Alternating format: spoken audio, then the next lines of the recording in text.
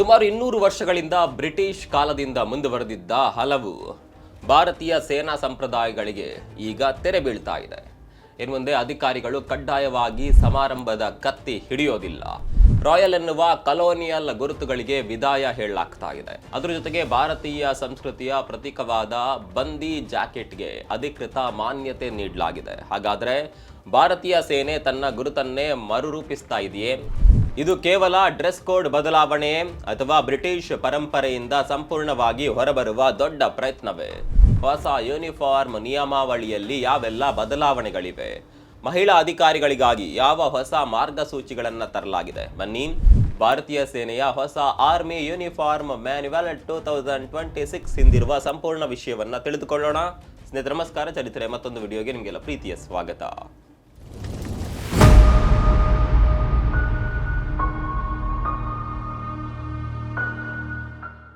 ಭಾರತೀಯ ಸೇನೆ new army uniform 2026 manual ಅನ್ನ ಬಿಡುಗಡೆ ಮಾಡಿದೆ. ಇದು ಸುಮಾರು 174 ಪುಟಗಳ ಮ್ಯಾನ್ಯುವಲ್ ಆಗಿದ್ದು, ಕಳೆದ 8 ವರ್ಷಗಳಿಂದ ಜಾರಿಯಲ್ಲಿದ್ದ ಡ್ರೆಸ್ ಕೋಡ್ ಅನ್ನ ಬದಲಾಯಿಸಲಾಗ್ತಾ ಇದೆ.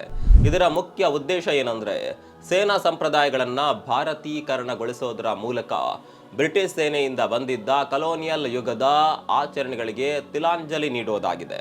ಈ ರೀತಿಯ ಮೈಲಿಗಲ್ಲಿನ ಹೆಜ್ಜೆಯನ್ನ ಇಡೋದಕ್ಕೆ ಭಾರತೀಯ ಸೇನೆ ಸನ್ನದ್ಧವಾಗಿದೆ. ಹೌದು, ಸೇನೆಯ ಯೂನಿಫಾರ್ಮ್ ಕೇವಲ ಒಂದು ಬಟ್ಟೆಯಲ್ಲ, ಅದು ಅಧಿಕಾರ, ಶಿಸ್ತು, ಇತಿಹಾಸ, ರಾಷ್ಟ್ರೀಯ ಗುರುತು ಮತ್ತು ಸಂಸ್ಥೆಯ ಸಂಸ್ಕೃತಿಯನ್ನ ಪ್ರತಿನಿಧಿಸುತ್ತದೆ. ಸುಮಾರು 200 ವರ್ಷಗಳ ಕಾಲ ಭಾರತೀಯ ಸೇನೆ ಬ್ರಿಟಿಷರ ಆಳ್ವಿಕೆಯಲ್ಲಿ ಬೆಳೆದಿತ್ತು. ಅದನ್ನ ಬ್ರಿಟಿಷ್ ಇಂಡಿಯನ್ ಆರ್ಮಿ ಅಂತಾನೆ ಕರೆಯಲಾಗ್ತಾ ಇತ್ತು. ಸ್ವಾತಂತ್ರ್ಯದ ನಂತರ ಭಾರತೀಯ ಸೇನೆ ಅದರ ಒಟ್ಟಾರೆ ರಚನೆ ಮತ್ತು ರೆಜಿಮೆಂಟಲ್ ಸಂಪ್ರದಾಯಗಳನ್ನು ಮುಂದುವರಿಸಿತು. ಸಮಾರಂಭಗಳ ಪದ್ಧತಿಗಳು ಮತ್ತು ಡ್ರೆಸ್ ನಿಯಮಗಳು ಸಹ ಬ್ರಿಟಿಷ್ ಪ್ರಭಾವದಲ್ಲೇ ಮುಂದುವರೆದವು. ಸ್ವತಂತ್ರ ಭಾರತದ ಸೇನೆ ಇನ್ನೂ ಕೂಡ ಕಲೋನಿಯಲ್ ಯುಗದ ಸಂಕೇತಗಳನ್ನ ಹೊತ್ಕೊಂಡು ಹೋಗಬೇಕೆ ಅನ್ನೋದು ಹಲವರ ಪ್ರಶ್ನೆಯಾಗಿತ್ತು. ಅದಕ್ಕೀಗ ಉತ್ತರ ಲಭಿಸಿದಂತಿದೆ. ಆದರೆ ಹಳೆಯ ಯೂನಿಫಾರ್ಮ್ನಲ್ಲಿ ಯಾವುದಾದರೂ ವಸ್ತು ಪ್ರಸ್ತುತವಾಗಿಯೂ ಅಗತ್ಯವಾದರೆ ಅದನ್ನ ಉಳಿಸಬಹುದು. ಉದಾಹರಣೆಗೆ, ಡ್ರೆಸ್ ಕೋಡ್ ನಲ್ಲಿ ಯಾವುದಾದರೂ ಪೌಚ್ ಅಥವಾ ಉಪಕರಣವನ್ನ ಬಳಸಬೇಕೆಂದು ಹೇಳಿದ್ದರೆ ಅದರ ಉಪಯೋಗ ಇಂದಿಗೂ ಇದ್ದರೆ ಅದನ್ನ ಮುಂದುವರಿಸಬಹುದು. ಆದರೆ ಕೇವಲ ಬ್ರಿಟಿಷರ ಕಾಲದಿಂದ ಬಂದಿದೆ ಎಂಬ ಕಾರಣಕ್ಕೆ ಹೆದರಿ ಉಳಿಸುವ ಅಗತ್ಯ ಇನ್ನಿಲ್ಲ. ಐತಿಹಾಸಿಕ ಹಿನ್ನೆಲೆಯನ್ನ ನೋಡೋದಾದ್ರೆ, ಭಾರತೀಯ ಸೇನೆ ಬ್ರಿಟಿಷ್ ಸಾಮ್ರಾಜ್ಯದ ಒಂದು ಭಾಗವಾಗಿತ್ತು. ಮೊದಲ ಮಹಾಯುದ್ಧ, ದ್ವಿತೀಯ ಮಹಾಯುದ್ಧ, ಅಫ್ಘಾನ್ ಯುದ್ಧ, ಬರ್ಮಾ ಅಭಿಯಾನ ಎಲ್ಲ ಕಡೆಯಲ್ಲಿಯೂ ಭಾರತೀಯ ಸೈನಿಕರು ಭಾಗವಹಿಸಿದ್ದರು. ಹೀಗಾಗಿ ಯೂನಿಫಾರ್ಮ್, ಪೆರೇಡ್ ಪದ್ಧತಿಗಳು, ಸಮಾರಂಭದ ಆಯುಧಗಳು ಸೇರಿದಂತೆ ಎಲ್ಲೆಡೆ ಬ್ರಿಟಿಷ್ ಸೇನಾ ಸಂಸ್ಕೃತಿಯ ಪ್ರಭಾವ ಕಂಡು ಬರ್ತಾ ಇತ್ತು. ಸ್ವಾತಂತ್ರ್ಯದ ನಂತರವೂ ಈ ಪದ್ಧತಿಗಳು ಮುಂದುವರಿದವು. ತಕ್ಷಣವೇ ದೊಡ್ಡ ಬದಲಾವಣೆಗಳನ್ನ ಮಾಡೋದು ಸಾಧ್ಯವಾಗಿರಲಿಲ್ಲ. ಸ್ನೇಹಿತರೆ, ಹಾಗಾದ್ರೆ ಈಗ ಯಾವ ರೀತಿಯ ಬದಲಾವಣೆಗಳು ಆಗಿವೆ ಅನ್ನೋದನ್ನ ನೋಡೋಣ. ನೀವು royal Indian navy, royal Indian artillery, royal Indian army service corps ಅನ್ನುವ ಹೆಸರುಗಳನ್ನ ಕೇಳಿರಬಹುದು. ರಾಯಲ್ ಎಂಬ ಪದವು ಬ್ರಿಟಿಷ್ ರಾಜಮನೆತನದ ಮತ್ತು ಬ್ರಿಟಿಷ್ ಅರಸರ ಮೇಲಿರುವ ನಿಷ್ಠೆಯನ್ನ ಸೂಚಿಸ್ತಾ ಇತ್ತು. ಆದರೆ ಭಾರತಕ್ಕೆ 1947ರಲ್ಲಿ ಸ್ವಾತಂತ್ರ್ಯ ಲಭಿಸಿತು. 1950ರಲ್ಲಿ ಗಣರಾಜ್ಯವಾಯಿತು. ನಮ್ಮ ಸಂವಿಧಾನವು ಬ್ರಿಟಿಷ್ ಅರಸರನ್ನ ಅಲ್ಲ, ಭಾರತದ ರಾಷ್ಟ್ರಪತಿಯನ್ನ ಮಾನ್ಯಗೊಳಿಸುತ್ತದೆ. ಆದ್ರಿಂದ ರಾಯಲ್ ಪದವನ್ನ ಇನ್ನೂ ಬಳಸೋದು ಭಾರತದ ಸಾರ್ವಭೌಮ ಗುರುತಿಗೆ ಹೊಂದಿಕೆಯಾಗೋದಿಲ್ಲ. ಹೀಗಾಗಿ ಭಾರತೀಯ ಸಂಸ್ಥೆಗಳಿಂದ ಕಲೋನಿಯಲ್ ಪದ ಪ್ರಯೋಗ ತೆಗೆದುಹಾಕುವ ಪ್ರಯತ್ನದ ಭಾಗವಾಗಿ ರಾಯಲ್ ಪದವನ್ನ ತೆಗೆದುಹಾಕಲಾಗ್ತಾ ಇದೆ. ಮತ್ತೊಂದು ಬದಲಾವಣೆ ಅಂದ್ರೆ, ನೀವು ಪರೇಡ್ಗಳು, guard of honour, army day ಕಾರ್ಯಕ್ರಮಗಳು ಹಾಗೂ ವಿವಿಧ ಸೇನಾ ಸಮಾರಂಭಗಳಲ್ಲಿ ಹಿರಿಯ ಅಧಿಕಾರಿಗಳು ಒಂದು ಕತ್ತಿಯನ್ನ ಹಿಡಿದುಕೊಳ್ಳೋದನ್ನ ನೋಡಿರಬಹುದು. ಈ ಪದ್ಧತಿ ಬ್ರಿಟಿಷ್ ಪರಂಪರೆ ಹಾಗೂ ಯುರೋಪಿಯನ್ ಸೇನಾ ಸಂಸ್ಕೃತಿಯಿಂದ ಬಂದಿದೆ. ಐತಿಹಾಸಿಕವಾಗಿ ಕತ್ತಿ ಅಂದ್ರೆ ಅರಿಸ್ಟೋಕ್ರಾಟಿಕ್ ಸ್ಥಾನಮಾನ ಮತ್ತು ಯುದ್ಧ ಭೂಮಿಯ ನಾಯಕತ್ವದ ಸಂಕೇತವಾಗಿತ್ತು. ಆದರೆ ಆರ್ಮಿ ಯೂನಿಫಾರ್ಮ್ 2026 ನಿಯಮಾವಳಿಯ ಪ್ರಕಾರ ಪರಿಶೀಲನಾ ಅಧಿಕಾರಿಗಳು ಈಗ ಈ ಸಮಾರಂಭದ ಕತ್ತಿಯನ್ನ ಕಡ್ಡಾಯವಾಗಿ ಹೊತ್ತಿರಬೇಕಾಗಿಲ್ಲ. ಕೆಲವು ವಿಶೇಷ ಸಂದರ್ಭಗಳಲ್ಲಿ ಅಥವಾ ಕೆಲವು ನಿರ್ದಿಷ್ಟ ಸಮಾರಂಭಗಳಲ್ಲಿ ಮಾತ್ರ ಇದಕ್ಕೆ ವಿನಾಯಿತಿ ಇರಬಹುದು. ಕತ್ತಿಗಳು 18ನೇ ಮತ್ತು 19ನೇ ಶತಮಾನದ ಯುದ್ಧಗಳ ಸಂಕೇತಗಳಾಗಿದ್ದವು. ಇಂದಿನ ಯುದ್ಧಗಳು ಡ್ರೋನ್, ಉಪಗ್ರಹಗಳು, ಕ್ಷಿಪಣಿಗಳು ಮತ್ತು ಆಧುನಿಕ ತಂತ್ರಜ್ಞಾನಗಳ ಮೂಲಕ ನಡೀತಾ ಇದೆ. ಹೀಗಾಗಿ ಸಮಾರಂಭದ ಕತ್ತಿ ಇಂದಿನ ಕಾರ್ಯಾಚರಣಾತ್ಮಕ ಸೇನಾ ನಾಯಕತ್ವವನ್ನ ಪ್ರತಿನಿಧಿಸೋದಿಲ್ಲ. ಅದರ ಕಾರಣದಿಂದಾಗಿ ಈಗ ಅದರ ಅಗತ್ಯತೆ ಕಡಿಮೆ ಮಾಡಲಾಗಿದೆ. ಮೂರನೇ ಪ್ರಮುಖ ಬದಲಾವಣೆ ಅಂದ್ರೆ ಬಂದಿ ಜಾಕೆಟ್ಗೆ ಅನುಮತಿ ನೀಡಲಾಗಿದೆ. ಬಂದಿ ಜಾಕೆಟ್ ಅನ್ನೋದು ಒಂದು ಸಾಂಪ್ರದಾಯಿಕ ಭಾರತೀಯ ಉಡುಪು. ಇದರಲ್ಲಿ ಕುತ್ತಿಗೆಯ ಭಾಗ ಮುಚ್ಚಿರುತ್ತದೆ ಮತ್ತು ಒಂದು ಔಪಚಾರಿಕ ಲುಕ್ ನೀಡುತ್ತದೆ. ಇದು ನಮ್ಮ ಸ್ವದೇಶಿ ವಿನ್ಯಾಸ ಪರಂಪರೆಯ ಭಾಗವಾಗಿದ್ದು ಉತ್ತರ ಭಾರತ ಹಾಗೂ ಪಶ್ಚಿಮ ಭಾರತದಲ್ಲಿ ಭಾರತೀಯ ಔಪಚಾರಿಕ ಉಡುಪಿನ ಒಂದು ಪ್ರಮುಖ ಅಂಗವಾಗಿದೆ. ಹೊಸ ನಿಯಮ ಏನ್ ಹೇಳುತ್ತೆ ಅಂದ್ರೆ ಪುರುಷ ಅಧಿಕಾರಿಗಳು ಈಗ ಬಂದಿ ಜಾಕೆಟ್ ಧರಿಸಬಹುದು, ಆದ್ರೆ ಅದಕ್ಕೆ ಪೂರ್ಣ ತೋಳಿನ ಶರ್ಟ್ ಹಾಗೂ ಹೊಂದಾಣಿಕೆಯ ಫಾರ್ಮಲ್ ಟ್ರೌಸರ್ ಧರಿಸಬೇಕು. ಆದ್ರೂ ಅದು ಅಧಿಕೃತ ಕಾರ್ಯಕ್ರಮಗಳ ಸಮಯದಲ್ಲಿ ಮಾತ್ರ ಧರಿಸಬೇಕು. ಯಾಕಂದ್ರೆ ಹಲವು ದಶಕಗಳಿಂದ ಸೇನಾ ಅಧಿಕಾರಿಗಳು ಮುಖ್ಯವಾಗಿ ಯುರೋಪಿಯನ್ ಶೈಲಿಯ ಉಡುಪುಗಳನ್ನ ಮಾತ್ರ ಧರಿಸ್ತಾ ಇದ್ರು. ಆದ್ರೆ ಬಂದಿ ಜಾಕೆಟ್ ಭಾರತೀಯ ಗುರುತು ಹಾಗೂ ಸಾಂಸ್ಕೃತಿಕ ಆತ್ಮವಿಶ್ವಾಸವನ್ನ ಪ್ರತಿಬಿಂಬಿಸುತ್ತದೆ. ಹೀಗಾಗಿ ಇದು ಭಾರತೀಯ ಸಂಸ್ಕೃತಿಯ ಅಂಶಗಳನ್ನ ಅಧಿಕೃತ ನಿಯಮಗಳಲ್ಲಿ ಸೇರಿಸುವ ಅತ್ಯಂತ ಸ್ಪಷ್ಟ ಉದಾಹರಣೆಗಳಲ್ಲಿ ಒಂದಾಗಿದೆ. ನಾಲ್ಕನೇ ಪ್ರಮುಖ ಬದಲಾವಣೆ ಅಂದ್ರೆ ಸಮಾರಂಭದ ಪೌಚ್ ಅಂದ್ರೆ ಸೆರೆಮೋನಿಯಲ್ ಪೌಚ್ ಅನ್ನ ತೆಗೆದುಹಾಕೋದು. ನೀವು ಹಲವಾರು ಬಾರಿ ಸೇನಾ ಅಧಿಕಾರಿಗಳು ಒಂದು ರೀತಿಯ ಪೌಚ್ ಅನ್ನ ಹೊತ್ತಿರೋದನ್ನ ನೋಡಿರಬಹುದು. ಹಿಂದೆ ಈ ಪೌಚ್ಗಳಲ್ಲಿ ನಕ್ಷೆಗಳು, ಮದ್ದುಗುಂಡುಗಳು ಹಾಗೂ ಸೇನಾ ದಾಖಲೆಗಳನ್ನ ಇಡ್ಲಾಗ್ತಾ ಇತ್ತು.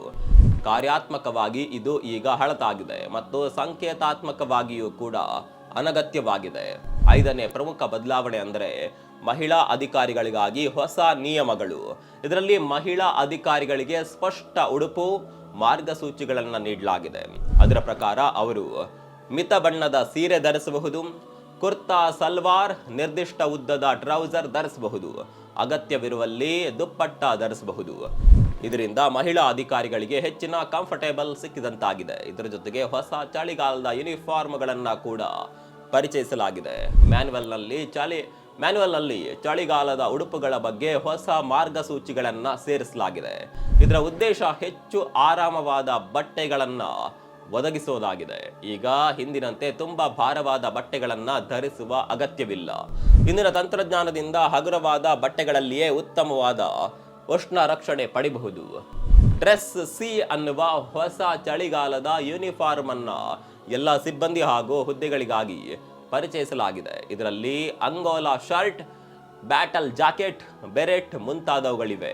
ಇದರ ಜೊತೆಗೆ ಡ್ರೆಸ್ ನಂಬರ್ 1C ಎಂಬ ಚಳಿಗಾಲದ ಸಮಾರಂಭದ ಯೂನಿಫಾರ್ಮ್ ಇದುವರೆಗೆ ಕೇವಲ ಜೂನಿಯರ್ ಕಮಿಷನ್ಡ್ ಅಧಿಕಾರಿಗಳು ಮತ್ತು ಇತರೆ ಹುದ್ದೆಗಳಿಗಷ್ಟೇ ಸೀಮಿತವಾಗಿತ್ತು. ಈಗ ಅದನ್ನ ಎಲ್ಲ ಅಧಿಕಾರಿಗಳಿಗೆ ಅನುಮತಿಸಲಾಗಿದೆ.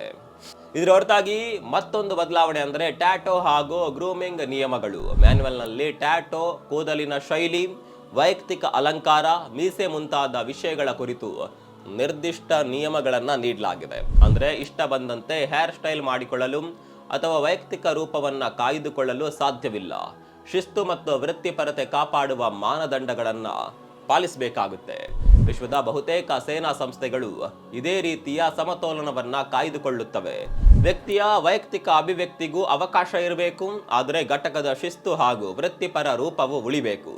ಸ್ನೇಹಿತರೆ, ಭಾರತದ ಡಿಕಾಲನೈಸೇಷನ್ ಚಳುವಳಿಯ ದೊಡ್ಡ ಪರಿಪ್ರೇಕ್ಷ್ಯದಲ್ಲಿಯೂ ಈ ಬದಲಾವಣೆಗಳನ್ನ ನೋಡಬಹುದು. ಉದಾಹರಣೆಗೆ ರಾಜಪಥ ಹೆಸರನ್ನ ಕರ್ತವ್ಯ ಪಥ ಎಂದು ಬದಲಾಯಿಸಲಾಯಿತು. ಭಾರತೀಯ ನೌಕಾಪಡೆಯ ಹೊಸ ನೇವಲ್ ಈ ಸೈನ್ ಅನ್ನ ಪರಿಚಯಿಸಲಾಯಿತು. ಹೊಸ ಸಂಸತ್ ಭವನ ನಿರ್ಮಿಸಲಾಯಿತು. ಭಾರತೀಯ ಸಂಕೇತಗಳು ಹಾಗೂ ಸ್ವದೇಶಿ ಗುರುತಿಗೆ ಹೆಚ್ಚಿನ ಪ್ರಾಮುಖ್ಯತೆ ನೀಡಲಾಗ್ತಾ ಇದೆ. ಇವೆಲ್ಲ ಭಾರತೀಯ ಸೈನ್ಯಕ್ಕೆ ತನ್ನ ಸ್ವರೂಪವನ್ನ ನೀಡುವಂತೆ ಭಾಸವಾಗುತ್ತದೆ. ಸ್ನೇಹಿತರೆ, ಬಂದಿ ಜಾಕೆಟ್ ಧರಿಸೋದು ಅಥವಾ ಸಮಾರಂಭದ ಕತ್ತಿಯನ್ನ ತೆಗೆದುಹಾಕೋದು ಯುದ್ಧ ಭೂಮಿಯ ಕಾರ್ಯಕ್ಷಮತೆಯನ್ನ ನಿರ್ಧರಿಸೋದಿಲ್ಲ. ಸೈನಿಕರಿಗೆ ತಮ್ಮದೇ ಆದ ರಾಷ್ಟ್ರೀಯ ಪರಂಪರೆ ಹಾಗೂ ಭಾರತೀಯ ಗುರುತು ಹೆಚ್ಚು ಸ್ಪಷ್ಟವಾಗಿ ಕಾಣಿಸಿದ್ರೆ ಅದು ಹೆಮ್ಮೆ ಮತ್ತು ಆತ್ಮವಿಶ್ವಾಸ ಹೆಚ್ಚಿಸಬಹುದು. ಆದರೆ ಇದರ ವಿರುದ್ಧ ಟೀಕೆಗಳು ಕೂಡ ಕೇಳಿ ಬರ್ತಾ ಇವೆ. ಹಲವು ಬ್ರಿಟಿಷ್ ಯುಗದ ಸಂಪ್ರದಾಯಗಳನ್ನ ಈಗಾಗಲೇ ಬದಲಾಯಿಸಲಾಗಿದೆ. ಹಾಗಾಗಿ ಹಳೆಯ ರೆಜಿಮೆಂಟ್ಗಳ ಐತಿಹಾಸಿಕ ಗುರುತು ದುರ್ಬಲವಾಗಬಹುದು. ಸರ್ಕಾರ ಇಂತಹ ಸಂಕೇತಾತ್ಮಕ ಬದಲಾವಣೆಗಳ ಬದಲು ತಂತ್ರಜ್ಞಾನ, ಮದ್ದುಗುಂಡುಗಳು ಮತ್ತು ಯುದ್ಧ ಸಿದ್ಧತೆಯ ಮೇಲೆ ಹೆಚ್ಚು ಗಮನ ಕೊಡಬೇಕು ಅನ್ನುವ ಚರ್ಚೆಗಳು ನಡೀತಾ ಇದೆ. ಒಟ್ಟಾರೆಯಾಗಿ ನೋಡಿದ್ರೆ ಭಾರತೀಯ ಸೇನೆಯ ಹೊಸ ಡ್ರೆಸ್ ಕೋಡ್ ಕೇವಲ ಉಡುಪಿನ ಬದಲಾವಣೆ ಅಲ್ಲವೇ ಅಲ್ಲ. ಇದು ಆತ್ಮವಿಶ್ವಾಸ ಭರಿತ, ಸ್ವಾಭಿಮಾನಿ ಮತ್ತು ಭಾರತೀಯ ಗುರುತನ್ನ ಇನ್ನಷ್ಟು ಬಲಪಡಿಸುವ ಹೆಜ್ಜೆ. ಕಲೋನಿಯಲ್ ಯುಗದ ಕೆಲವು ಸಂಕೇತಗಳಿಗೆ ವಿದಾಯ ಹೇಳುತ್ತಾ ಭಾರತೀಯ ಸಂಸ್ಕೃತಿ ಮತ್ತು ಪರಂಪರೆಗೆ ಹೆಚ್ಚಿನ ಸ್ಥಾನ ನೀಡುವ ಪ್ರಯತ್ನ ಈ ಬದಲಾವಣೆಗಳಲ್ಲಿ ಸ್ಪಷ್ಟವಾಗಿ ಕಾಣಿಸ್ತಾ ಇದೆ. ಸೇನೆ ಅನ್ನೋದು ರಾಷ್ಟ್ರದ ಇತಿಹಾಸ, ಸಂಸ್ಕೃತಿ ಮತ್ತು ಗೌರವದ ಪ್ರತೀಕವೂ ಹೌದು. ಈ ದೃಷ್ಟಿಯಲ್ಲಿ ನೋಡಿದರೆ ಈ ಹೊಸ ನಿಯಮಾವಳಿ ಭಾರತೀಯ ಸೇನೆಯ ವಿಶಿಷ್ಟ ಗುರುತನ್ನ ಮತ್ತಷ್ಟು ಗಟ್ಟಿಗೊಳಿಸುವ ಮಹತ್ವದ ನಿರ್ಧಾರ. ಇಂತಹ ಬದಲಾವಣೆಗಳ ಮೂಲಕ ಭಾರತೀಯ ಸೇನೆ ತನ್ನ ಹೆಮ್ಮೆಯ ಪರಂಪರೆಯನ್ನ ಉಳಿಸಿಕೊಂಡೇ ಆತ್ಮನಿರ್ಭರ ಮತ್ತು ಆತ್ಮವಿಶ್ವಾಸ ಭರಿತ ಭವಿಷ್ಯದತ್ತ ಮುನ್ನಡೆಯುತ್ತಿದೆ. ಸ್ನೇಹಿತರೆ, ಸೇನೆಯ ಹೊಸ ನಡೆಯ ಬಗ್ಗೆ ನಿಮ್ಮ ಅಭಿಪ್ರಾಯವೇನು? ಕಾಮೆಂಟ್ ಮಾಡಿ. ಮತ್ತೊಂದು ವಿಡಿಯೋದಲ್ಲಿ ಸಿಗೋಣ. ಅಲ್ಲಿವರೆಗೂ ನಮಸ್ಕಾರ.